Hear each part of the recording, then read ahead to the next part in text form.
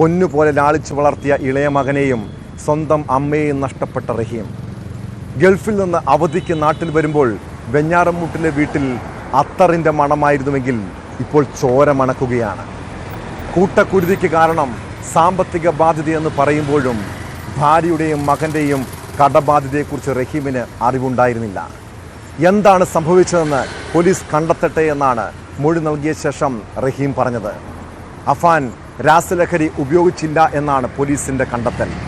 അതേസമയം medical college ആശുപത്രിയിലെ police സെല്ലിലേക്ക് മാറ്റിയ പ്രതി അഫാനെ ആരോഗ്യ വിഭാഗത്തിൻ്റെ റിപ്പോർട്ട് ലഭിച്ചാൽ ജയിലിലേക്ക് കൊണ്ടുപോകും.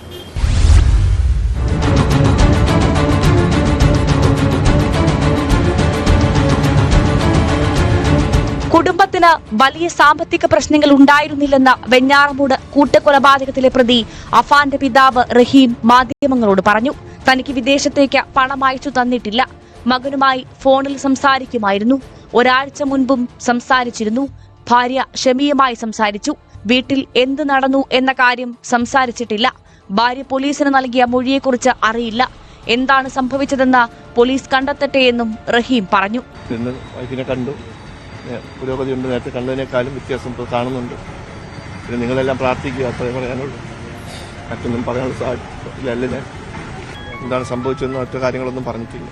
സാമ്പത്തിക പ്രശ്നമായിട്ടൊന്നും അങ്ങനെ വലിയ പ്രശ്നങ്ങളൊന്നും ഉള്ള കുടുംബമല്ലാതെ ഞങ്ങളത്. സാമ്പത്തിക പ്രശ്നം വലിയ പ്രശ്നമല്ല. പിന്നെന്താണ് സംഭവിച്ചതെന്ന് വെച്ചാൽ അറിയത്തില്ല. അതിനിപ്പം പോലീസിൻ്റെ നിയമവശം അവർ തെളിയിക്കാനുള്ളതാണ്. എനിക്ക് അറിയത്തില്ല ഇതിനെക്കുറിച്ച് കൂടുതലും. അവനായിട്ട് മിക്കവാറൊക്കെ വാട്സപ്പ് വഴി സംസാരിക്കാറുണ്ട്. കഴിഞ്ഞ ആഴ്ച സംസാരിച്ചിട്ടുണ്ടായിരുന്നു. വെഞ്ഞാറമൂട് പോലീസും റഹീമിന്റെ മൊഴിയെടുത്തു. നേരത്തെ പാങ്ങോട് പോലീസും മൊഴിയെടുത്തിരുന്നു. ആഡംബര ജീവിതം വരുത്തിവെച്ച വിനയാണ് കൂട്ടക്കുരുതി എന്ന നിഗമനത്തിലാണ് പോലീസ്. ഷമിക്കും അഫാനുമായി നാട്ടിലുണ്ടായിരുന്നത് 50 ലക്ഷത്തിലധികം രൂപയുടെ കടബാധ്യതയാണ്. ഷമി ചിട്ടി നടത്തിയും പണം നഷ്ടമായിരുന്നു. അഫാൻ ആദ്യം ഉപയോഗിച്ച ഫോൺ 1.5 ലക്ഷം രൂപയുടേതാണ്. ഇപ്പോൾ ഉപയോഗിച്ചിരിക്കുന്നത് 50,000 രൂപയുടേതും. ബൈക്കിനും വില 2 ലക്ഷം. നേരത്തെ മറ്റൊരു കാറും ബൈക്കും ഉണ്ടായിരുന്നത് വിറ്റു. പുറത്തുനിന്നായിരുന്നു മിക്കപ്പോഴും ഭക്ഷണം. കൂട്ടക്കുരുതി നടന്ന ദിവസവും സ്വർണം പണയം വെച്ച് കടക്കാരിൽ ചിലർക്ക് അഫാൻ പണം നൽകിയിരുന്നു.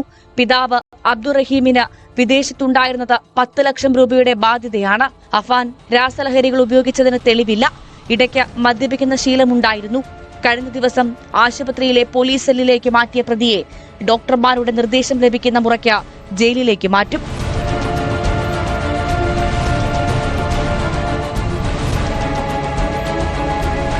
ന്യൂസ് 18 തിരുവനന്തപുരം.